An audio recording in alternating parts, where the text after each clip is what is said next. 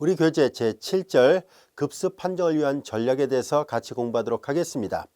이 절에서 학습하고자 하는 내용은 뭔가 새로운 걸 배우는 것이 아니라 지금까지 공부했던 급수에 대한 수렴 발산을 판정하는 여러 가지 판정법을 적재적소에 어떤 급수에 어떤 판정법을 적용하는 것이 좋은지를 일목요연하게 정리를 하고자 하는 절입니다. 우리는 앞에서 여러 가지 판정법을 배웠었죠. 예를 들어서 일반항의 극한이 영으로 가지 않으면 주어진 급수는 발산한다는 발산 판정법을 배웠었고요. 또한 적분값이 존재하게 되면 무한급수도 수렴하고 적분값이 존재하지 않으면 무한급수가 발산한다는 적분 판정법도 배웠습니다. 그리고 이 적분 판정법을 사용하는 예문 중에 하나로서 P급수가 있다는 것을 배웠었죠. P급수 판정법, P가 1보다 크면 수렴하고 P가 1보다 작거나 같으면 발산한다는 것을 배웠었습니다. 그리고 또 배웠던 것이 비교 판정법을 배웠었죠. 어떤 급수가 양항이라는 가정하에서 우리는 두 개의 무한급수가 주어져 있을 때 둘 다 양항급수입니다. 만약에 작은 게 발산하면 큰 거 발산하고 큰 게 수렴하면 작은 거 수렴한다는 것을 배웠었습니다. 이때 비교 판정법을 적용할 때 조심해야 될 게 있다고 얘기를 했었죠. 만약에 작은 것이 수렴하면 큰 거 알 수 없습니다. 수렴할 수도 있고 발산할 수도 있습니다. 또한 큰 게 발산하면 작은 거 발산할 수도 있고 또한 수렴할 수도 있어서 그걸 알 수가 없었죠. 그래서 비교 판정법은 나올 수 있는 4가지 경우 중에 단 2가지만 판정이 가능합니다. 다시 정리를 하면은 작은 게 발산하면 큰 거 발산하고 큰 게 수렴하면 작은 거 수렴합니다. 또한 비교 판정법 단원 안에서 배웠던 것 중에 하나가 극한 비교 판정법을 배웠었죠. 두 개의 무한급수의 일반항을 분수 형태로 표시하고 극한을 취해봅니다. 이때 분모의 만약에 분모하고 분자의 비율에 관한 극한값이 0도 아니고 무한대도 아니라면 두 개의 무한급수는 동시에 수렴하고 또는 동시에 발산한다라고 얘기를 했었죠. 즉 분모에 시그마를 붙인 즉 분모의 일반항을 우리가 AN이라 해볼까요? 편의상 BN이라 해봅시다. BN분의 AN 이렇게 있을 때 앞서 배웠던 거 복습하고 있습니다. BN분의 AN의 극한을 조사했을 때 만약에 이 극한값이 얼마가 나왔는데요. 이 극한값이 0도 아니고 무한대도 아닌 어떤 상수값이 나왔다라 가정하겠습니다. 그리고 극한비교 판정법을 적용할 때 이 두 무한급수의 일반항은 모두 다 양항이어야만 합니다. 따라서 이 극한값 L이 마이너스가 나오지는 않습니다. 0이 나올지 무한대가 나올지 아니면 0과 무한대 사이에 어떤 값이 나올지는 몰라도 아무튼 음수는 아닙니다.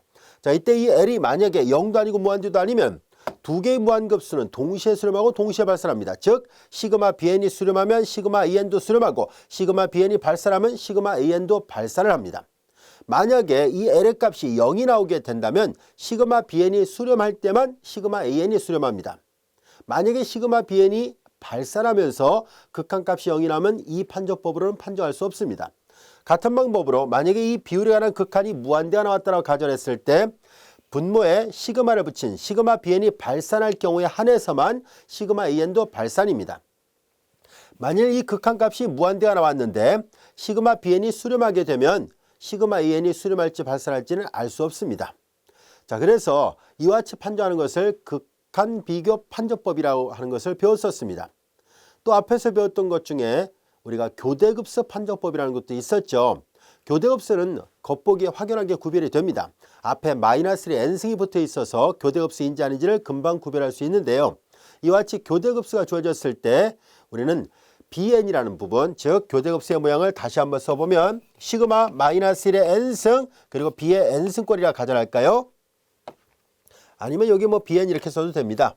자, 이렇게 돼 있을 때 자, BN은 편의상 양수라 가정하겠습니다. 보다시피 앞부분에 마이너스 n승이 붙어 있을 때 만약에 BN이 감소수열이고 BN의 극한값이 0으로 간다면은 즉 BN이 감소하는 조건을 만족하는지 봐야 되고 BN의 극한값이 0으로 가준다면은 이때 교대급수 판정법에서 주어진 교대급수는 수렴한다는 것이 알려져 있습니다. 자, 그래서 교대급수 판정법은 아주 간결하게 금방 구별할 수 있을 겁니다. 그 다음에 또 우리가 배웠던 것이 뭐냐면은 바로 비판정법하고 그리고 근판정법이라는 것을 배웠었습니다. 비판정법은 비율하는 극한값이 1보다 작을 때 수렴하고 1보다 클 때는 발산합니다. 이럴 때는 때에 따라서는 수렴할 수도 있고 때에 따라서는 발산할 수도 있기 때문에 예문에 따라서 달라집니다. 근판정법도 마찬가지입니다. 일반항에 n제곱근을 취하지요. 이때 이 n제곱근을 취한 거의 극한값이 1보다 작으면 수렴하고 1보다 크면 발산하고 이럴 때는 상황에 따라서 수렴, 또 어떤 예문에 대해서는 또 발산할 수 있습니다. 자, 지금까지 이렇게 학습했던 여러 가지 판정법을 보고서 언제 어느 때 가장 적합한 판정법을 적용할 수 있는지를 다시 한번 정리를 해 보도록 하겠습니다.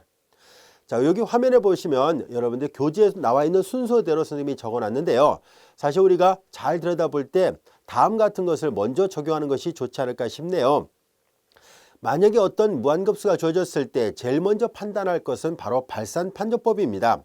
일반항의 극한이 0으로 가지 않는다면 주어진 무한급수는 발산합니다. 그래서 여기 보다시피 일반항의 극한이 0으로 가지 않는다면 발산 판정법에서 발산이라는 것, 그런데 만약에 일반항의 극한이 0으로 간다면 그때는 수렴하는지 발산하는지 알 수가 없으니까 그때 나머지 판정법을 적용해서 하나하나 판정을 해봅니다. 자, 이제 나머지 판정법을 적용할 때 어떤 걸 제일 먼저 쓸 것이냐면은 겉보기에 확연하게 드러나는 급수들이 있습니다. 예를 들어서 P급수 형태죠. 시그마 n의 P승분의 1 같은 경우는 P급수 형태인데요. 이 P급수 형태는 P가 1보다 클 때 수렴하고 1보다 작거나 같을 때 발산이라는 것을 알고 있으니까 만약에 겉보기에 시그마 n의 P승분의 1 형태가 주어진다면 P급수 판정법을 쓰면 됩니다. 또한 시그마 A R의 n-1승 형태로 주어지는 급수, 여러분들이 잘 알고 있는 고등학교 교과정에서도 배워서 알고 있는 등비급수죠. 초항은 A고 공비가 R로 주어지는 무한등비수열의 합입니다. 이럴 경우에 우리가 공비의 조건을 만족해야 되죠. R의 크기가 1보다 작으면 수렴하고 R의 크기가 1보다 크거나 같으면 발산합니다. 그래서 이렇게 P급수라든가 등비급수 같은 경우는 금방 구별이 가능할 겁니다. 자, 그리고 만약에 어떤 무한급수가 주어졌는데 앞에 마이너스 n승이 붙어 있어요. 그럼 조금 전에 설명한 것처럼 교대급수 판정법을 적용하면 됩니다. 그리고 겉보기에는 P급수는 아닙니다. 그런데 P급수랑 비슷하게 생긴 급수가 있다면 그때는 비교 판정법을 적용해서, 즉 P급수랑 비교를 하죠. 비교 판정법이나 또는 극한 비교 판정법 등을 이용해서 우리는 수렴 발산 여부를 조사해 볼 수 있을 것입니다. 그리고 또한 만약에 일반항에 팩토리얼이 들어있을 때입니다. 즉 시그마 an 꼴이라 할게요. 근데 이 an의 모양 안에 식의 팩토리얼이 들어있습니다. 이렇게 팩토리얼이 들어있을 때 가장 적합한 방법은 비판정법입니다. 비판정법을 적용하면 이런 문제는 수월하게 수렴하는지 발산하는지를 구별할 수가 있습니다. 또한 일반항에 만약에 n제곱근이 들어있을 n제곱근이 아니라 n승이 들어있을 때입니다. 전체 n승꼴이 들어있을 때요. 만약에 일반항에 이런 꼴이 들어있다면 이럴 때는 근판정법이 제일 적합한 판정법입니다. 즉 전체 n제곱근을 취해서 판정하는 것이 제일 수월하다는 것을 알 수 있습니다. 자, 그래서 우리가 지금까지 배웠던 여러 가지 형태들을 보고서 여러분들이 이런 경우는 P급수를 이용하고 이런 경우는 등비급수의 합을 이용하는 공식을 적용하면 되죠. P급수나 또는 기하급수와 비슷한 형태라면 비교판정법이나 극한비교판정법을 쓰면 되고요. 무한급수에서 일반항의 극한이 0으로 가지 않으면 발산판정법으로부터 발산이고요. 이런 형태라면 교대급수 판정법을 적용하면 알 수 있습니다. 자, 그리고 앞서도 얘기한 것처럼 일반항에 팩토리얼이 들어있으면 비판정법을 쓰는 것이 제일 좋고요. 일반항에 전체 n승꼴이 주어져 있다면 이때는 당연히 근판정법이 제일 좋습니다. 그리고 자, 저자도 이렇게 맨 마지막 8번에 대걸 넣었는데요. 선생님도 개인적으로 볼 때 적분판정법이 사실 맨 처음에 적용하는 판정법이라기보다는요. 다른 판정법을 다 적용하고 여기서 우리가 구별했던 것처럼 케이스 바이 케이스를 다 해봤을 때 어떤 경우도 적용되지 않는다면은 그때는 적분판정법을 쓰는 것이 좋겠죠. 자, 적분판정법을 쓸 때는요. 시그마 an에서 an에 대응하는 함수를 생각해야 됩니다. an은 곧 fn과 같거든요. 그래서 n 대신에 x를 바꿔놓고 fx라는 함수를 인테랄 시그마, 만약에 시그마 시작점이 1이고 끝점이 무한대라면 1부터 무한대까지 적분하면 되고요. 만약에 시그마의 시작점이 5다 그러면 5부터 무한대라면 적분도 5부터 무한대까지 하면 됩니다. 그래서 이상적분을 계산했을 때 우리는 이 적분값이 만약에 존재하게 되면 무한급수는 수렴하고요. 적분값이 존재하지 않으면 무한급수는 발산하게 됩니다. 여기까지가 되셨죠? 자, 그럼 우리 교재에 나와 있는 몇 가지 예문들을 보고서 급수의 수렴 발산을 정확하게 다 조사하는 것이 아니라 딱 보는 순간에 이거는 어떤 판정법, 이거는 어떤 판정법 이렇게 구별을 해보려고 합니다. 자, 예문을 통해서 한번 살펴보도록 할까요? 자, 다음 같은 형태가 주어져 있을 때입니다. 이렇게 다항식분에 다항식꼴이 주어져 있을 때를 생각해 보려고 하는데요. 만약에 수열의 일반항이 분모도 n에 관한 다항식, 분자도 n에 관한 다항식 형태로 되어 있을 때 제일 먼저 생각해 볼 것은 바로 n항 판정법 또는 발산 판정법이라 불려지는 판정법을 써보는 겁니다. 일반항의 극한을 조사를 해볼 것이고, 만약에 0이 아니라면은 이 급수는 발산하거든요. 한번 볼까요? 자, 이 급수의 일반항의 극한을 취해보도록 하겠습니다. 일반항의 극한을 취해보니까 여러분들이 보면 알 수 있듯이 수열의 극한이죠. 다항식분의 다항식꼴이에요. 그럼 분모 분자를 분모의 가장 높은 차수 n으로 나눠버리면 되는데요. 알기 쉽게 설명한다면 다항식분의 다항식꼴에서 극한은 분모의 최고창합의 개수분의 분자의 최고창합의 개수가 답이에요. 이건 0이 아니지 않습니까? 그래서 얘는 발산하는구나 라는 것을 알 수 있습니다. 자, 그 다음에 이제 예제 2번 같은 경우는 좀 복잡하게 생겼죠. 예제 2번 같은 경우는 여러분들이 보면 알 수 있듯이 다항식분의 다항식꼴은 아닙니다. 다항식의 분자는 루트가 씌워져 있습니다. 그래서 이 위에 있는 예문처럼 바로 판단하기가 어려운 상태죠. 자, 이럴 때는 우리가 보통 비교를 해볼 수 있으면 비교 판정법을 쓰는 것이 좋고요. 근데 비교는 네 가지 경우, 즉 작은 게 수렴하고 작은 게 발산할 때, 큰 게 수렴하고 큰 게 발산할 때 이렇게 네 가지 경우가 있을 수 있는데요. 네 가지 경우 모두를 다 판정할 수 있게 해주는 것이 아니다 보니까 사실 사용할 때 굉장히 조심스럽고요. 자칫 잘못하면 판단이 안 되는 경우가 나올 수도 있어요. 그래서 비교 판정법을 쓸 때는 항상 조심해야 돼요. 자, 그래서 우리는 이런 문제를 접할 때 제일 먼저 생각할 것은 비교라기보다는 극한 비교 판정법을 써보려고 합니다. 자, 극한 비교 판정법을 쓰려고 하는데요. 혹시 앞에서처럼 이 문제 일반항의 극한 취하면 안 됩니까 할지 몰라도요. 일반항의 극한을 취해보면 0이 나옵니다. 한번 볼까요? 분모는 3차식이고요. 분자는 3차식에 루트를 씌웠으니까 분모보다 분자의 차수가 작아요. 이럴 때 극한 취하면 분모의 차수가 큰 형태의 극한은 0이 나오거든요. 다항식분의 다항식과 유사항권에서 차수를 비교해 봤을 때 분모가 3이고 얘는 3차식의 바깥에 루트를 씌웠으니까 분모보다 얘가 더 낮은 차수거든요. 그럼 분모의 최고창으로 나눠버리기 때문에 결국은 0으로 나옵니다.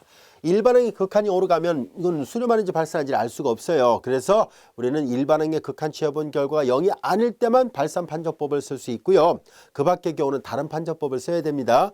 자, 그래서 우리는 이런 경우를 해결하기 위해서 이 급수의 일반항을 an이라 놓겠습니다. 급수의 일반항을 an이라 놓고요. 3n의 3승 플러스 4n의 제곱 플러스 2분의 루트 n의 3승 플러스 1이라 놓고, 자, 앞서 얘기했던 것처럼 이렇게 극한 비교 판정법을 써보는 것이 좋습니다. 이렇게 다항식분에 다항식과 유사한 형태가 들어있으면 극한 비교 판정법을 쓰는데요. 극한 비교 판정법을 쓸 때 수렴하는지 발산하는지를 명명백백하게 알고 있는 그런 급수가 필요하거든요. 그 급수는 보통 P급수를 이용해서 많이 선택합니다. 자, P급수를 가지고 결정을 해보도록 하겠습니다. 자, 그러면 P급수에 어떤 값을 결정을 해야지 얘가 수렴 또는 발산한지를 구별할 수 있을까 하는 얘기인데요. 자, 이제 우리는 다음 같은 것을 생각해 보도록 하겠습니다. 만약에 이 P급수를 선정하는 방법을 잘 모르겠다 싶으면은요, 기본 요령은 뭐냐면 Bn분의 EN의 극한을 계산했을 때 그 내항분의 외항을 정돈해서 그 극한이 분모와 분자의 차수가 동일하게 나오게끔 하면 돼요. 자, 무슨 말인지 처음부터 정해놓고 가기가 좀 어렵다 싶으면 계산해 보다 보면 자연스럽게 알 수 있는데요. 자, 한번 직접 계산을 해보면서 결정해 보도록 할까요? 자, 여기 아직 빈 칸으로 놔두도록 하겠습니다. 근데 조금 숙달이 되면 처음부터 정해놓고 갈 수 있고요. 아직 숙달이 안 됐다면은 계산하는 과정에서 이 네모 빈 칸에 어떤 값을 넣을 수 있는지를 알 수 있습니다. 자, 이제 한번 여기서 계산을 해볼게요, 선생님이. 자, n이 무한대로 갈 때 bn분의 an이죠. 리미트 n이 무한대로 갈 때, 자, 우리는 bn의 이 p 부분을 아직 결정을 안 하고 있는 상태라고 보세요.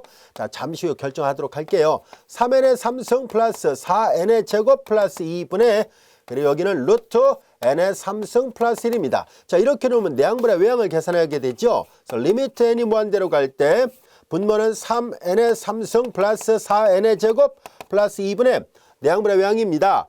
자, 이제 여기에서 우리는 뭘 생각해 보려고 하냐면 요거 먼저 계산해 놓을게요. n의 3승 플러스 1이고요. 자, 여기는 n의 몇 승이 와야 될까 하는 얘기예요. 자, 근데 앞서도 얘기했죠. 이 다항식분의 다항식과 유사한 형태에서 이 극한을 가장 빠르게 판단하려면 분모 분자의 차수가 같을 때 가장 손쉽게 또 가장 빠르게 판단이 가능합니다. 자, 그래서 우리는 여기에서 이 분자 부분의 네모가 뭐가 나올 건가라는 것을 알아보기 위해서 우리는 다음 같은 것을 한번 생각해 보도록 하겠습니다. 자, 우리는 주어진 식에서 예를 들어서 여기가 바깥에 루트 있으니까 여기도 루트가 있도록 해 보려고 합니다. 자, 그래서 루트가 나오게끔 해볼 거고요. 자, 적당하게 여기다가 편의상 이런 거 한번 해볼까요? 루트 n의 3승입니다. 자, 이렇게 하려고 하는 이유가 무엇인지 한번 살펴보도록 하겠습니다. 자, 분자는 루트 안에서 얘를 계산할 겁니다. 그러면 n의 3승 곱하기 n의 3, 이거 한 번 더 쓰면 n의 3승, n의 3승 플러스 1 이와 같이 되죠. 그 다음에 3, n의 3승 플러스 4n의 제곱 플러스 2 이와 같이 됩니다. 여기까지 됐나요? 자, 이제 그렇다면 우리는 비록 다항식분의 다항식고는 아닐지라도 우리는 이 극한을 판단하기 위해서 분모의 가장 높은 차수로 분모 분자를 나눠서 생각해 보도록 하겠습니다. 즉 분모 분자를 여기다 마저 쓸까요? 리미트 n이 무한대로 갈 때 분모 분자를 n의 3승으로 나눠 보겠습니다. 그러면 3 그리고 플러스 n의 3승으로 나눴으니까 n분의 4가 되겠죠. n의 3승분의 2예요. n의 3승분의 2. 자, 이렇게 되고, 자, 얘를 n의 3승으로 나누고 있죠. 근데 n의 3승분의 여기 분자를 다시 정돈해 볼까요? 곱하니까 n의 6승 플러스 n의 3승입니다. 자, 근데 여기에서 이 n의 3승은 다시 쓰면 뭐라 쓸 수 있어요? 자, 이거 n이 무한 들어가니까 이게 양수죠. 이렇게 될 때 루트 그리고 바깥에 제곱 이렇게 쓸 수 있죠. 이해됐나요? n의 3승이나 n의 3승의 제곱의 루트나 제곱과 루트를 벗겨내면 똑같습니다.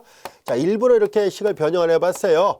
그래서 주어진 식은 3 플러스 n분의 4 그리고 플러스 n의 3승분의 2가 될 것이고 얘네들은 루트분의 루트니까 한꺼번에 루트를 씌우면은 n의 6승이 되죠.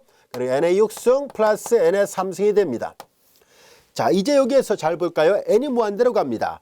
자, 무한대 역수권을 반비례하죠. 0으로 가죠. 자, 이제 여기 보세요. 분모는 최고창이 6차식이고 분자도 최고창이 6차식으로 되어 있으니까 분모 분자의 차수가 같은 수열의 극한 형태죠. 최고창의 개수분의 개수가 답이니까 요 분자의 극한은 1이 나옵니다.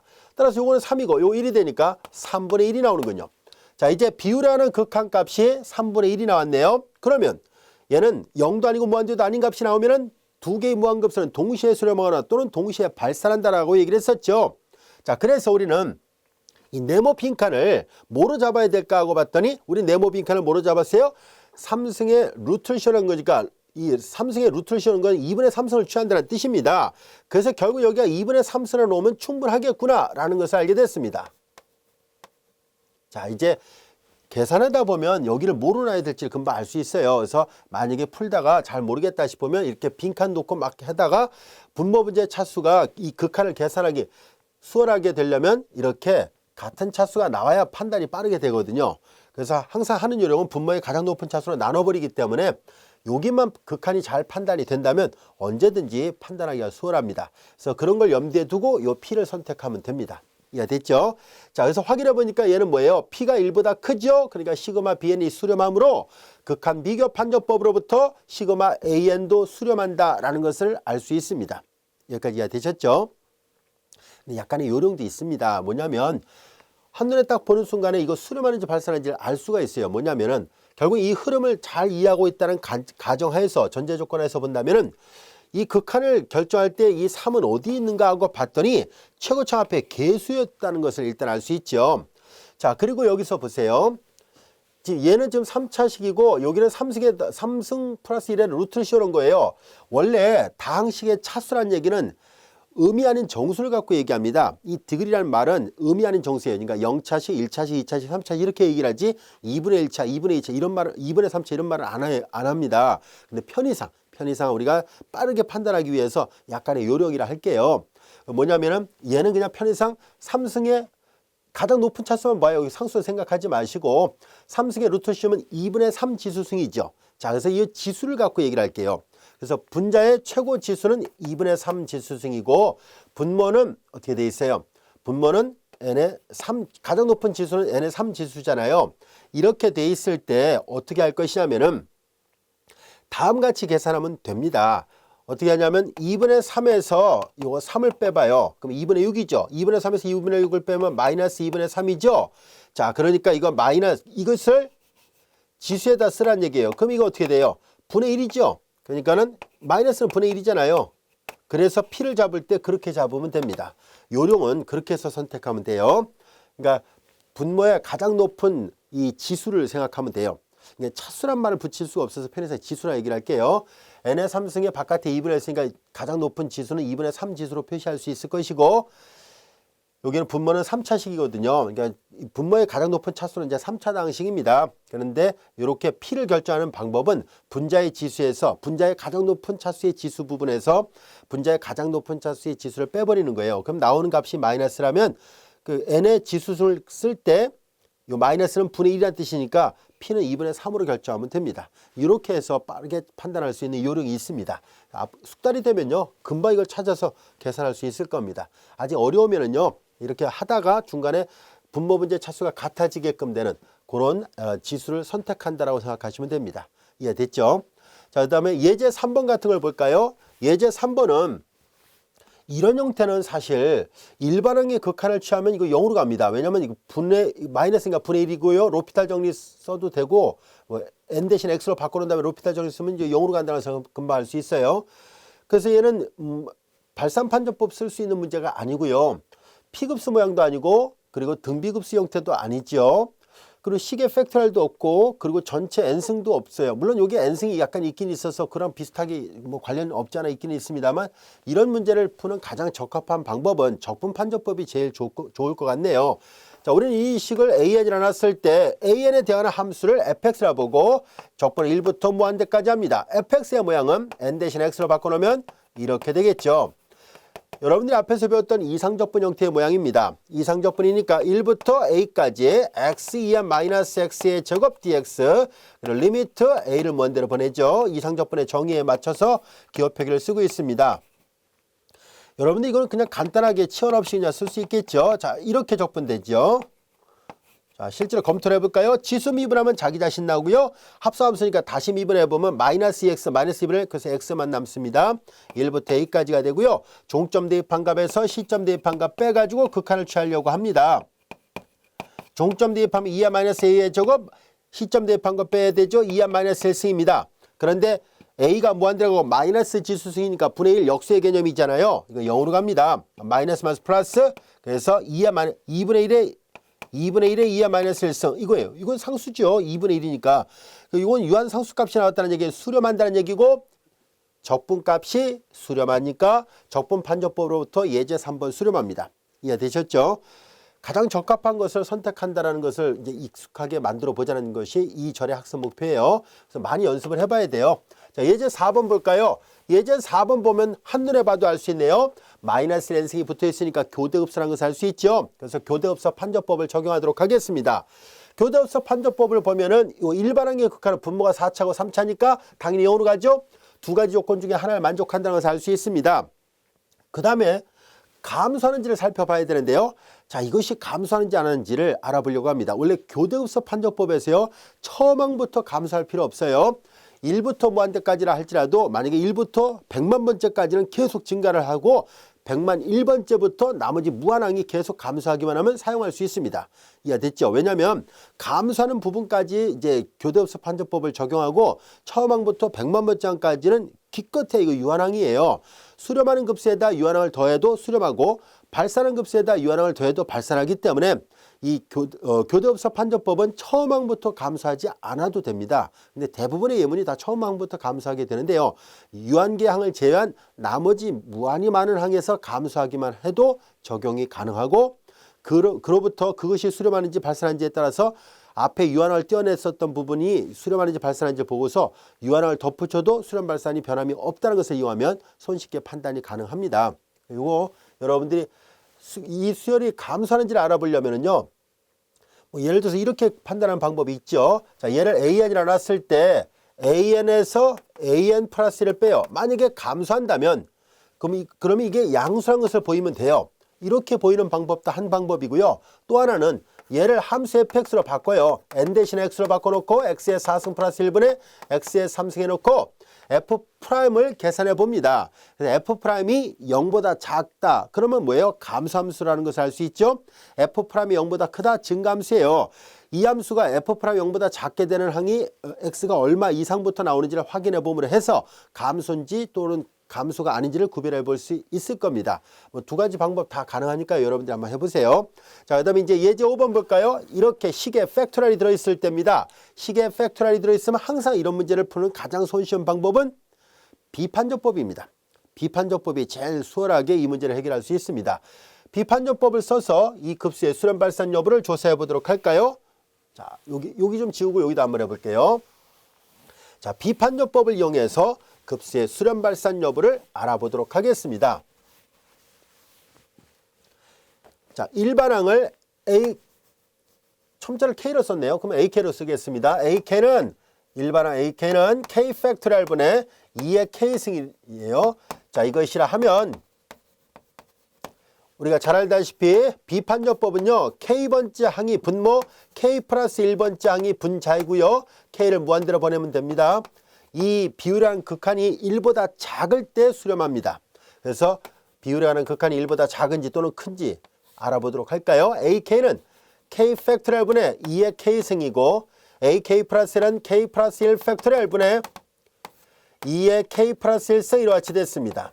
자, 내항분의 외항을 정돈합니다. 리미트 K가 무한대로 갈 때 이거 일단 지울 수 있는 걸 최대한 지우고 갑시다. 2의 K승, 2의 K승 약분됐죠. 자, 1부터 K까지 곱이고 얘는 1부터 K 그리고 K 플러스 1까지 곱이니까 하나하나 지워버리면 K 플러스 1이 남아있고요. 2의 K승 위에 하나 지워졌습니다.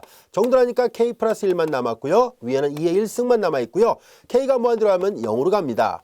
자, 이제 이 비판요법도 이거 양항이라서 굳이 절대가 안 붙였습니다. 근데 원래 앞에서 우리가 배웠던 식에 보면 절대값이 있죠. 양항이면 굳이 뭐 안 붙여도 됩니다. 확인해 보니까 절대값의 극한은 당연히 음이 나올 리는 없잖아요. 그래서 0보다 크나 같으면서 1보다 작으면 항상 수렴하거든요.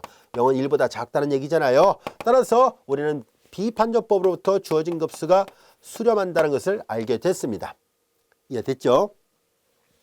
자, 그 다음에 이제 예제 6번도 볼까요? 자, 이런 경우라면 자, 사실 이렇게 2 더하기 3의 n승분의 1 같은 경우라면은 이런 경우라면은 역시 마찬가지로 비교 판정법 같은 걸 쓰는 것이 좋을 때가 있습니다. 자, 비교를 한번 해볼까요?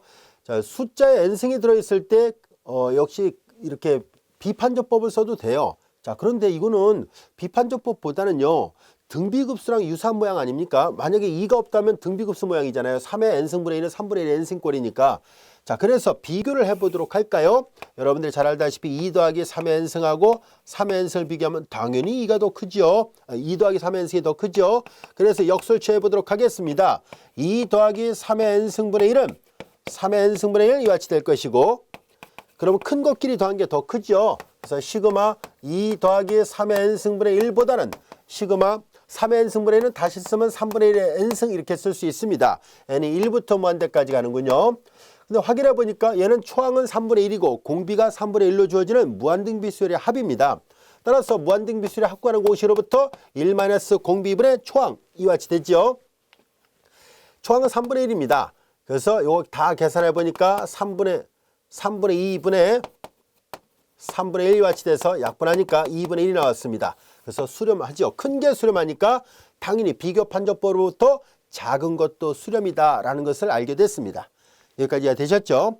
자, 본문의 예제는 이렇게 몇 개 없습니다만 교재 연습 문제는 좀 더 많은 예문들이 있으니까 여러분들이 우리가 어떤 판정법을 쓰는 것이 가장 적합한지 자꾸 생각을 해가면서 풀어보면 좀 더 수월하게 급수의 수렴 발산 판정을 이해할 수 있을 거라 생각합니다. 자, 이것으로 7절을 마치기로 하고요. 이어서 8절 같이 공부하도록 하겠습니다.